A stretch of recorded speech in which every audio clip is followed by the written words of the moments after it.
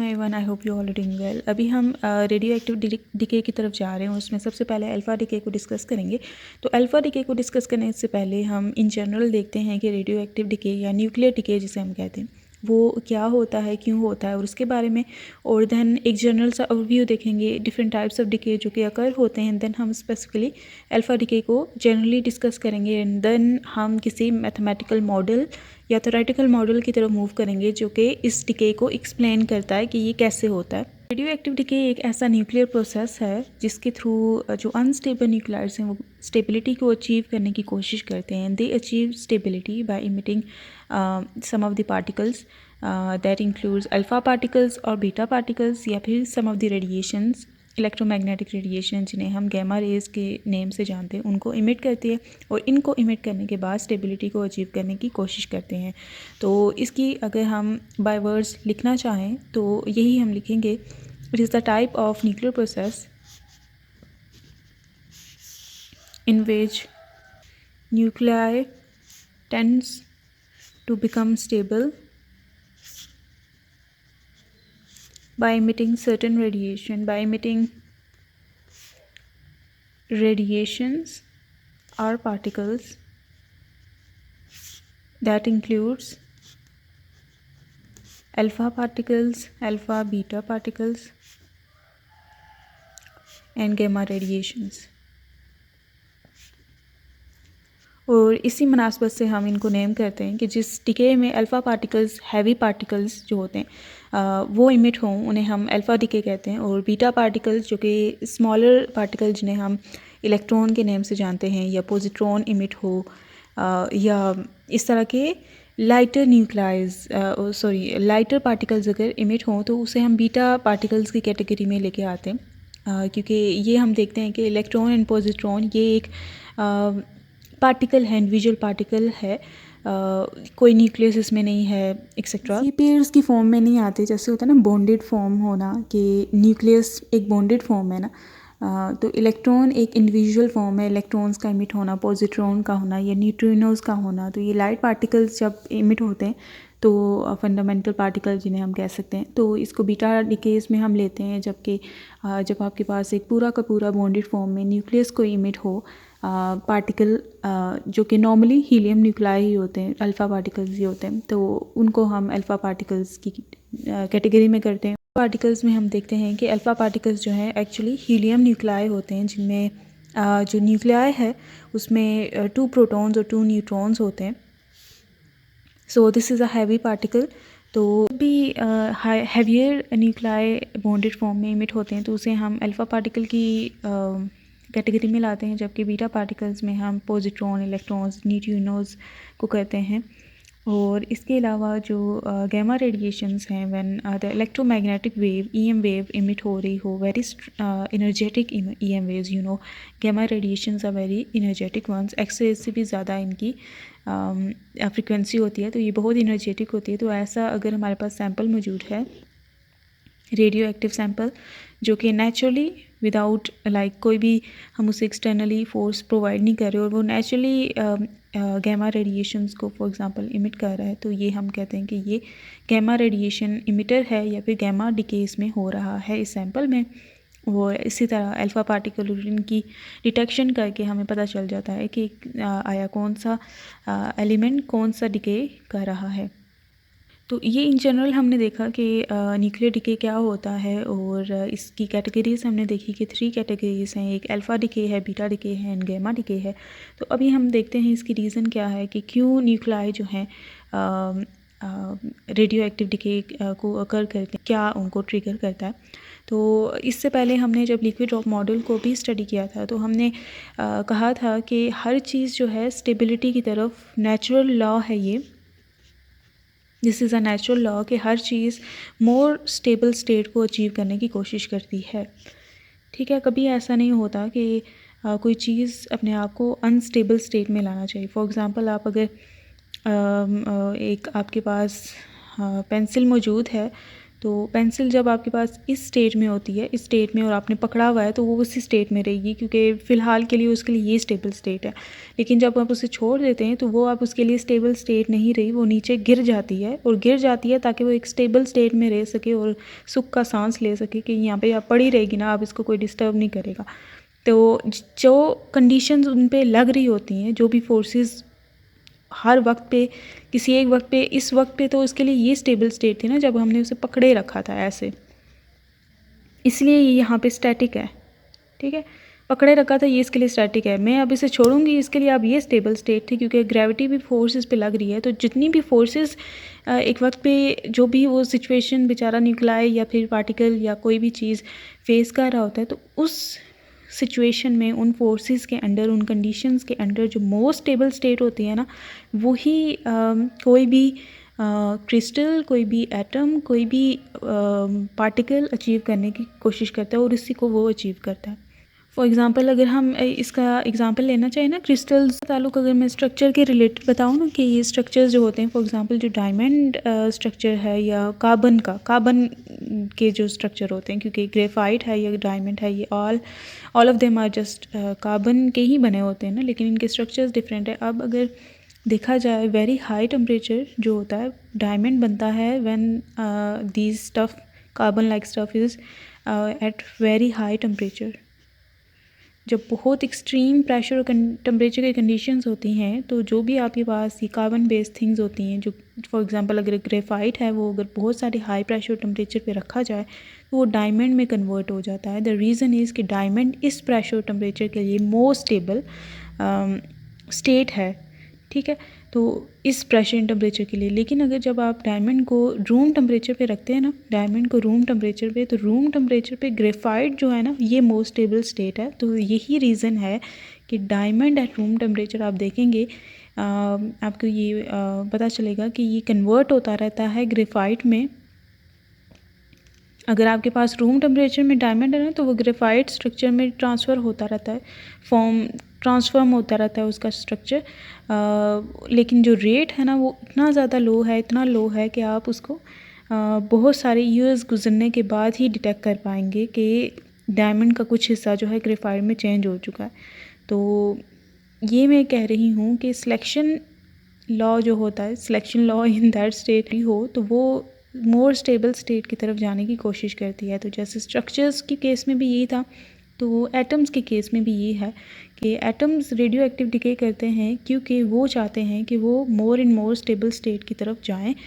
तो ये सारा कहने का मेरा मकसद यही समझाने का था कि जब सिस्टम अंडर नेचुरल कंडीशन हो, या जिस कंडीशन में भी हो, नेचुरल में ना भी हो, तो हर चीज़ की ये कोशिश होती है कि वो उस सिचुएशन में स्टेबिलिटी को अचीव करे। तो जब भी आपके पास रेडियो एक्टिव सैंपल है, तो कोई न्यूक्लाइड मौजूद है और वो अनस्टेबल न्यूक्लाइड है, ये हम बात करते हैं कि अनस्टेबल न्यूक्लाइड कौन कौन से होंगे, क्या क्या होगा, तो वो रेडिएशंस को इमिट करके स्टेबिलिटी को अचीव करने की कोशिश करेगा। अब इसको थोड़ी और डेप्थ में देखते हैं कि एक्चुअली, क्योंकि हमने मॉडल्स पढ़े हैं, हमने न्यूक्लाइज का बिहेवियर देखा है कि कैसे न्यूक्लाई के बनने के साथ साथ रिपल्जन्स, कोलम्बिक रिपल्जन्स बढ़ जाती हैं, स्ट्रॉन्ग फोर्स हमने देखी, उसकी रेंज क्या है। तो वो सारे फैक्टर्स अभी हम डिस्कस करते हैं, और हम ये रीज़न समझने की कोशिश करते हैं कि ये डिकेज़ कब और किन न्यूक्लाई के लिए होंगे और कौन से न्यूक्लाई इनको नहीं करेंगे। ये सबसे इम्पॉर्टेंट चीज़ जो मैंने इसमें कहना भूल गई कि it is a natural process. Radio active decay जो है, ये नेचुरल और स्पॉन्टेनियस प्रोसेस है। ठीक है, जब भी रेडियो एक्टिव डिके की बात की जा रही है, न्यूक्लियर डिके की बात की जा रही है, then we mean the natural one process. वो नहीं जिसमें आपने खुद ही बम्बार्ड किए पार्टिकल्स और खुद ही उसकी फिशन कर दी। ठीक है, फिशन तो आप किसी भी ऑक्सीजन जो कि एक बहुत स्टेबल न्यूक्लाइड है उसकी भी कर सकते हैं, उसे भी कर दिया जी, इसमें से अल्फ़ा पार्टिकल रिलीज़ कर दिया, इतनी बाइंडिंग एनर्जी दी कि अल्फ़ा पार्टिकल न्यूक्लाई वो सेपरेट हो गया और बाकी जो बच गया वो यहाँ पे आ गया। ये चीज़ें तो आप आर्टिफिशियली खुद भी कर सकते हैं। तो रेडियो एक्टिव डिके से हमारी मुराद ये नेचुरल या स्पॉन्टेनियस प्रोसेस ही होते हैं। ये फिर आर्टिफिशियल डिकेज़ हो जाते हैं, आर्टिफिशियल रेडियो एक्टिविटी हम इसे कह सकते हैं, जिसमें हम खुद से कराते हैं, ट्रिगर करते हैं न्यूक्लाई के को वो टूटे या इस तरह की सिचुएशन हो। कि जब भी न्यूक्लियर फोर्सेस की नेचर के बारे में अभी हम ये देख रहे हैं कि डिकेज़ होते क्यों हैं। न्यूक्लियर फोर्सेस की नेचर के बारे में हमने देखा था कि they are short range forces, और as number of nucleons increases, ठीक है, ये फोर्स या बाइंडिंग एनर्जी जो है वो भी इंक्रीज़ करती है as number of nucleons increases until a certain point, ठीक है, until a certain point where saturation is achieved। और सैचुरेशन अचीव होने के बाद ऐसा होता है कि नंबर ऑफ़ न्यूक्लियॉन्स के फर्दर इंक्रीज़ होने पे बाइंडिंग एनर्जी पे या बाइंडिंग एनर्जी पर न्यूक्लियॉन पे कोई फ़र्क नहीं पड़ता, ठीक है। बाइंडिंग एनर्जी पर न्यूक्लियॉन पे फ़र्क नहीं पड़ता, ये जैसे हमने ग्राफ देखा था। पर न्यूक्लियॉन मींस हर एक न्यूक्लियॉन जो रख रहा होता है, ठीक है। तो यहाँ पे हम फेरस देखते हैं 5626। तो जब शॉर्टर रेंज के न्यूक्लियाई होते हैं, शॉर्टर रेंज के न्यूक्लियाई मीन्स स्मॉल न्यूक्लियाई जिनमें नंबर ऑफ़ न्यूक्लियॉन्स भी स्मॉल होते हैं, वॉल्यूम भी स्मॉल होता है हेंस। तो वो शॉर्टर जो न्यूक्लियाई होते हैं, स्मॉल न्यूक्लियाइज होते हैं, उनमें स्ट्रॉन्ग फोर्स जो है डोमिनेंट फोर्स होती है, और उनमें जो कूलम्बिक रिपल्जन्स होते हैं या रिपल्जन्स के दूसरे जो रीजन्स होते हैं वो बहुत स्मॉल होते हैं, मिनिमल होते हैं, और स्ट्रॉन्ग फोर्स उनमें डोमिनेंट होती है। यही और जैसे ही नंबर ऑफ़ न्यूक्लियॉन्स बढ़ते जाते हैं, क्योंकि वो अभी तक स्ट्रॉन्ग फोर्स की रेंज में ही होते हैं, जो कि 1 to 3 फर्मी मीटर होती है रफली, ठीक है, इसकी रेंज। तो जब तक इसकी रेंज में ही रहते हैं, ये रफली इफेक्टिव रीजन में ही रहते हैं, तो वो फिर जैसे नंबर ऑफ़ न्यूक्लियॉन्स बढ़ते जाते हैं, क्योंकि बॉन्ड भी बढ़ते गए, तो ये मैंने रीजनिंग पहले भी काफ़ी दफ़ा दी है कि नंबर ऑफ़ बॉन्ड्स भी बढ़े, तो नंबर ऑफ़ बॉन्ड्स मतलब स्ट्रॉन्ग फोर्स या बाइंडिंग एनर्जी भी इंक्रीज़ होती है जब नंबर ऑफ़ बॉन्ड्स इंक्रीज़ होते हैं। तो एक सर्टन पॉइंट आता है जिसके बाद जो है binding energy further on increase नहीं होती, बल्कि कूलम्बिक रिपल्जन ये फर्दर इंक्रीज़ नहीं होती। यही रीज़न होती है कि कूलम्बिक रिपल्जन्स कहती हैं कि अब हमारा राज शुरू हो गया है, क्योंकि अब स्ट्रॉन्ग फोर्स फर्दर इंक्रीज़ नहीं हो रही। इस रीजन तक तो इंक्रीज़ होती रही थी, ठीक है, लेकिन इसके बाद क्योंकि जैसे जैसे नंबर ऑफ़ न्यूक्लियॉन्स इंक्रीज़ हो रहे हैं, नंबर ऑफ़ प्रोटॉन्स भी तो इंक्रीज़ हो रहे हैं, तो कूलम्बिक रिपल्जन भी तो इंक्रीज़ हो रही हैं, लेकिन as compare to that strong force जो कि ज़्यादा स्ट्रॉन्ग है वो भी इंक्रीज़ हो रही है, लेकिन एक पॉइंट के बाद वो इंक्रीज़ होना बंद हो जाती है, और फिर coulombic repulsion as number of nucleons further increases beyond that point. Strong force तो अब उतनी है जितनी पहले थी, ठीक है, वो फर्दर इंक्रीज़ नहीं होगी, बाइंडिंग एनर्जी फर्दर इंक्रीज़ नहीं होगी, मतलब स्टेबिलिटी जो न्यूक्लियस की है वो अब थ्रेट पे है। तो कूलम्बिक रिपल्जन क्योंकि वो तो लॉन्ग रेंज फोर्स है, हर पार्टिकल जो न्यूट्रॉन जो भी प्रोटॉन मौजूद है उनमें मौजूद है, और हैंस ये इंक्रीज़ होती जाती है। लॉन्ग रेंज फोर्स है, इन्फिनिटी पे जाके ज़ीरो होती है, जबकि स्ट्रॉन्ग फोर्स जो है अप्रॉक्सीमेटली 3 फर्मी मीटर के बाद अप्रोच कर जाती है ज़ीरो या मिनिमल हो जाती है। तो फिर जो कूलम्बिक रिपल्जन्स है, न्यूक्लियस ग्रोज इस साइज़ इंक्रीज़ होना शुरू हो जाती है। तो साइज़ न्यूक्लियसेस जो होते हैं वो मोर स्टेबल होते हैं, शॉर्ट रेंज क्योंकि वो होते हैं, उनका वॉल्यूम स्मॉल है, मतलब कि मोस्ट ऑफ द न्यूक्लियॉन्स जो हैं वो स्ट्रॉन्ग फोर्स की रेंज में आ रहे हैं। एक ये रीज़न होती है, ठीक है, स्मॉल अगर उनका वॉल्यूम है तो दूसरा यही मेन मतलब रीज़न। और कूलम्बिक रिपल्जन भी इतना वो नहीं कर पाते, लेकिन जो बहुत लार्ज साइज़ न्यूक्लियाई होते हैं, रफली जो 226, ये बिस्मुथ का रेफरेंस दिया जाता है, बिस्मुथ 209 सॉरी बिस्मुथ 209 एंड इस एटॉमिक नंबर इज़ 83। ये वो हैवियर मोस्ट हैवियर एलिमेंट है जो कि स्टेबल है। इसके बाद जो भी एलिमेंट न्यूक्लियाई आते हैं वो सारे के सारे अनस्टेबल होते हैं।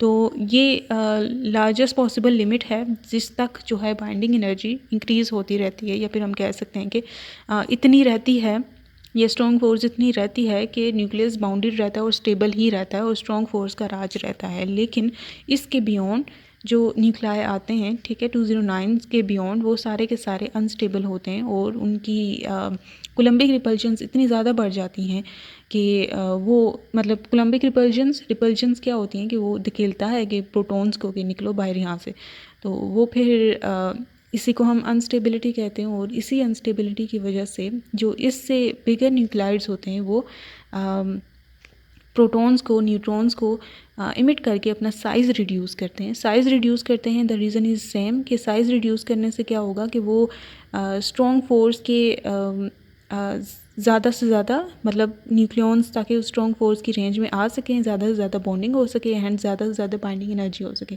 तो अपना साइज़ रिड्यूस करके वो ये करते हैं। तो कुछ तो ऐसे होते हैं जिनके बहुत बिगर साइज़ हों, जैसे हम यूरेनियम का देखते हैं 238 है, ठीक है, काफ़ी बड़ा है इससे, और यहाँ पे 92 तक होते हैं प्रोटॉन्स इसके। तो ये जो है अल्फ़ा पार्टिकल्स को इमिट करता है, ये हाईवियर पार्टिकल्स को इमिट करता है ताकि इसका साइज़ काफ़ी डिक्रीज़ हो और ये ज़्यादा से ज़्यादा स्टेबिलिटी को अचीव कर सके। वो न्यूक्लियाई जिनके फॉर एग्ज़ाम्पल इतने ज़्यादा नहीं होती जिनमें रिपल्शंस, तो वो नॉर्मली बीटा डिके करते हैं ताकि एक निकल जाए, दो निकल जाए, इलेक्ट्रॉन्स निकल जाएँ, ऐसे फिर वो स्टेबिलिटी की तरफ जाते हैं। वो तब तक डिके होते रहते हैं जब तक स्टेप बाय स्टेप, जब तक कि वो स्टेबल कॉन्फ़िगरेशन को अचीव ना कर सकें। तो यहाँ पे अगर मैं दिखाऊँ तो ये 209 रफली कहाँ पे ये बनेगा, ये 200 है ना, 209 रफली यहाँ पे बनेगा, यहाँ पे। इसके बाद जो भी एलिमेंट्स आते हैं ना वो सारे के सारे अनस्टेबल होते हैं। तो अभी हम देख सकते हैं कि ये वाले जो न्यूक्लाइड्स हैं इनकी बाइंडिंग एनर्जी काफ़ी कम है, ठीक है, बाइंडिंग एनर्जी पर न्यूक्लियन अगर देखें तो कम है। तो ये जब डिसइंटीग्रेट होते हैं, डिसइंटीग्रेट होके ये इनमें से किसी में तब्दील हो जाते हैं इस लाइन में, क्योंकि ये वाली जो रीजन है हम देख सकते हैं ये नीचे है एज़ कम्पेयर टू ये वाले। इस लाइन में जो भी आ रहे हैं ना न्यूक्लियाइड जितने भी एटॉमिक नंबर के, उनकी बाइंडिंग एनर्जी इनसे ज़्यादा ही है, ठीक है, इनसे ज़्यादा ही है। और अगर ये 209 वाला जैसे बिस्मुथ का रेफरेंस दिया जाता है कि बिस्मुथ एक मोस्ट स्टेबल हैवियर, जो सबसे हैवियर न्यूक्लियाइड जो कि स्टेबल है वो बिस्मुथ है। तो बिस्मुथ के नीचे सारे के सारे स्टेबल होते हैं। तो इनकी कोशिश होती है कि ये टुकड़े कर करके यहाँ ऐसे होते यहाँ तक किसी स्टेबल न्यूक्लियाइड तक पहुँच जाए। तो हर कोई अपने तरीके से अपने तरह के जाते हैं।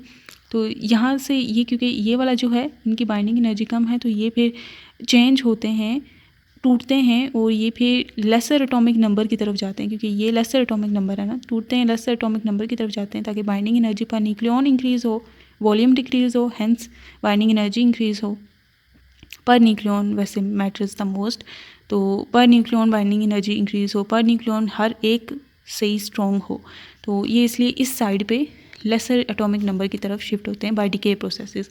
अब ये जो यहाँ पे ये जो हैं, ठीक है, यहाँ पे ये जो हैं ये वाले क्यों नहीं डिके करते, ये स्पेशली ये तो वैसे स्टेबल हैं, लेकिन अगर स्पेशली ये वाला अगर मैं रीजन दिखाऊँ, ये वाला, तो अगर ये वाला रीजन दिखाएं तो ये वाला अगर डिसइंटीग्रेट होगा किसी में तो चेंज होगा, फॉर एग्जांपल किसी इसमें, तो इसकी तो बाइंडिंग एनर्जी कम है, इसकी तो ज़्यादा है। तो ये वाली स्टेट अगर ये डिके करेगा, डिके करना, पार्टिकल को रिमूव करना और अपना एटॉमिक नंबर डिक्रीज़ करना, तो यहाँ पे ये जो सारे हैं ना, ये वाला जो रीजन है, ये हर रीजन पे ये जो एक है फॉर एग्जांपल, इसकी बाइंडिंग एनर्जी ज़्यादा है एज़ कम्पेयर टू इस वाले की, तो ये डिके नहीं करेगा, हरगिज़ नहीं करेगा, मोस्ट स्टेबल में ही है पहले से ही, अगर मतलब नहीं करते डिके। फिर ये जो स्मॉलर न्यूक्लियाइड्स होते हैं वो डिके नहीं करते, डिके करेंगे तो वो लेस स्टेबल न्यूक्लियाइड की तरफ फॉर एग्जांपल जा रहे हैं ना, क्योंकि ये तो इनकी तो बाइंडिंग एनर्जी कम है as compare to, for example अगर इधर वाला मैं ले रही हूँ या इधर वाला भी ले रही हूँ, डिके करेगा तो किसी नीचे वाली कन्फिग्रेशन में जाएगा ना, तो नीचे वाली कन्फिग्रेशन की तो बाइंडिंग एनर्जी पर न्यूक्लियन कम है, तो ऐसा वो नहीं करते। तो स्मॉलर न्यूक्लियाइड्स जो हैं वो स्टेबल होते हैं और वो नहीं करते ऐसी, वो इस तरह की फिर चीज़ें नहीं करते, वो डिके वगैरह को नहीं करते। और जबकि ये जो वेरी हैवी न्यूक्लियाई होते हैं इनमें कोलम्बिक रिपल्जन्स इतनी ज़्यादा होती हैं कि वो कोशिश करते हैं कि वो नीचे ही जाते रहें। तो ये कोलम्बिक रिपल्जन्स का इतना ज़्यादा बढ़ जाना और स्ट्रॉन्ग फोर्स का इतना लिमिटेड या शॉर्ट रेंज होना, यही रीज़न है कि हमारे पास इनफाइनाइट नंबर ऑफ़ एलिमेंट्स नहीं होते, ठीक है, हमारे पास लिमिटेड नंबर ऑफ़ न्यूक्लियाई हैं, क्योंकि कोलम्बिक रिपल्जन्स और का बहुत ज़्यादा बढ़ जाना, इतना ज़्यादा बढ़ जाना, वो फिर स्टेबल कॉन्फ़िगरेशन नहीं बन पाती, और हेंस जो अगर हम कहते हैं ना कि हैवियर बहुत एलिमेंट हम बना दें कोई 300 जिसका लेट्स से एटॉमिक नंबर हो, तो इट्स नॉट पॉसिबल, क्योंकि इसमें कोलम्बिक रिपल्जन इतनी ज़्यादा हो जाएगी, इतनी ज़्यादा कि वो अल्टीमेटली अगर बना भी दिया ना आर्टिफिशियली, तो वो झटपट से यहाँ पे इनमें से किसी में ट्रांसफ़र हो जाएगा बाय इमिटिंग बहुत सारे अल्फ़ा पार्टिकल, इसका डिके रेट भी फॉर एग्जांपल बहुत ज़्यादा हो जाएगा, और हाईली अनस्टेबल, जिसमें कहते हैं ना कुछ आर्टिफिशियल हम बनाते होते हैं आइसोटोप्स, वो बहुत अनस्टेबल होते हैं, हाईली अनस्टेबल, क्योंकि उनकी अनस्टेबल यही कन्फिग्रेशंस होती हैं। तो मोस्ट स्टेबल जो है वही सिर्फ स्टेबल होता है मोस्ट स्टेबल ही जो है वही लॉन्ग लिव्ड होता है। तो यही रीज़न होता है कि कोलम्बिक रिपल्जन्स और larger size means short less contribution of strong force towards binding energy, और इनकी कोशिश होती है अपना वॉल्यूम डिक्रीज़ करें। वॉल्यूम डिक्रीज़ करते हैं बाय इमिटिंग अल्फ़ा पार्टिकल, जो बहुत हैवियर पार्टिकल्स होते हैं, जैसे इससे हैवियर जो होते हैं वो अल्फ़ा पार्टिकल को इमिट करते हैं। और इसके अलावा कुछ आइसोटोप्स, अनस्टेबल आइसोटोप जो कि इससे लेस के ही हों, ठीक है, इससे लेस के ही होंगे। फॉर एग्जांपल कॉपर 6429 ये इमिट करता है, पॉजिट्रॉन को इमिट करता है। और इसके अलावा फॉस्फोरस जो है 3215 इसका एटॉमिक नंबर है, वो इलेक्ट्रॉन्स को इमिट करता है और न्यूट्रिनोस को इमिट करता है। तो ये वाले जो हैं बहुत हैवियर जो पार्टिकल्स हैं, न्यूक्लाई हैं, वो वाले झटपट से बड़े बड़े न्यूक्लाई को इमिट करके अपने आप को स्टेबिलिटी की तरफ लेके जाते हैं। जबकि ये कुछ आइसोटोप्स ऐसे भी होते हैं जो कि अनस्टेबल होते हैं लेकिन एग्जिस्ट कर रहे होते हैं नेचर में, और उनके एटॉमिक नंबर बेशक कम होते हैं। तो वो भी स्टेबिलिटी को अचीव करने के लिए और मोस्ट स्टेबल आइसोटोप या आइसोबार की तरफ जाने के लिए इलेक्ट्रॉन्स को या पॉजिट्रॉन्स को इमिट करते रहते हैं। और इनमें भी ये चीज़ बिल्कुल जस्टिफाइड है कि जब भी एटॉमिक नंबर एटलीस्ट 20 से बढ़ता है ना, तो कोलम्बिक रिपल्जन्स का इम्पैक्ट जो है स्टार्ट हो जाता है, मतलब काफ़ी इम्पैक्ट स्टार्ट हो जाता है। और कुछ हमने एन और जी की वैल्यूज़ देखी थी जिन पे मोस्ट स्टेबल कन्फिग्रेशंस होती हैं। For example n is equals to Z वाली जो कन्फिग्रेशन है ये मोस्ट स्टेबल होती है, और इवन कन्फिग्रेशन जो है वो मोस्ट स्टेबल होती है। अगर आपके पास ऑड है तो वो अनस्टेबल होती है। तो ये फैक्टर्स भी काउंट होते हैं, सिर्फ कोलम्बिक रिपल्जन्स नहीं होती। तो जैसे हमने वो उसके बारे में बात की थी फेरस के बारे में, फेरस जो है उसकी एक्स्ट्रा स्टेबिलिटी, उसका इवन होना, ये इसका रीज़न है। और इसके अलावा पेयरिंग एनर्जी, ठीक है, क्योंकि इवन अगर केस हो पेयरिंग एनर्जी हो तो वो ऐड करती है towards the binding energy. Volume का परफेक्ट होना, ये सारी चीज़ें इसको मोस्ट अबंडेंट आइसोटोप बनाती हैं, मतलब थर्ड मोस्ट अबंडेंट आइसोटोप बनाती हैं। और इसकी binding energy per nucleon maximum होती है which is 8 mega electron volt, 8.8 something like that mega electron volt है इसकी। तो ये मोस्ट स्टेबल है। दो इसका जो ये मैजिक नंबर्स में भी नहीं आता, ठीक है, दो it is not included in magic numbers and many other. तो हर चीज़ पे कोलम्बिक रिपल्जन्स को नहीं घुसा सकते, और भी रीजंस होती हैं जो कि अनस्टेबिलिटी या स्टेबिलिटी की तरफ लेके जा रही होती हैं। तो हम कोई क्लियर कर बात नहीं कह सकते। तो इवन जो स्मॉलर पार्टिकल्स के कुछ आइसोटोप्स हैं वो अनस्टेबल होते हैं और वो भी स्टेबिलिटी की तरफ जाने के लिए डिके करते रहते हैं। जैसे कार्बन 14 भी डिके करता रहता है, और कार्बन 14 जबकि ये भी एक स्मॉलर निकला है, स्टिल इट डिकेज। और भी हीलियम के भी इवन कुछ हैं जो डिके करते रहते हैं। तो डिफरेंट आइसोटोप जो कि अनस्टेबल कन्फिग्रेशन रखते हैं वो भी डिके करेंगे, जिनमें फैक्टर्स पे डिपेंड करेगा। तो नॉर्मली अल्फ़ा डिके जो है वो कोलम्बिक रिपल्जन्स की ही वजह से होता है। अल्फ़ा डिके अगर हम बात करें तो कोलम्बिक रिपल्जन्स ही मेन उसका रीज़न होती हैं। और बीटा डिके में हम ये फिर most stable configuration n is equals to Z की बात कर सकते हैं, वगैरह वगैरह ये बातें हो सकती हैं। इस पॉइंट पे अगर हम अल्फ़ा डिके को डिफ़ाइन करना चाहें तो अल्फ़ा डिके, तो यहाँ पे न्यूक्लियर डिके में अल्फ़ा डिके के बारे में यही रीज़न्स यहाँ पे भी दी गई हैं कि जो लिमिट है वो बिस्मथ प्रोवाइड करता है, which is the heaviest stable nuclide. इससे हैवी अगर होंगे, इससे ज़्यादा एटॉमिक नंबर, इससे ज़्यादा मैस नंबर होगा तो वो स्पॉन्टेनियसली अपने आप को ट्रांसफ़र कर देंगे अपने लाइटर वन पार्टिकल्स में with the emission of one और मोर अल्फ़ा पार्टिकल। एक या एक से ज़्यादा भी कर सकते हैं, और करते रहेंगे जब तक कि वो एक मोर स्टेबल कन्फिग्रेशन को ना अचीव कर लें, जिनकी हाफ़ लाइफ जो है काफ़ी ज़्यादा हो।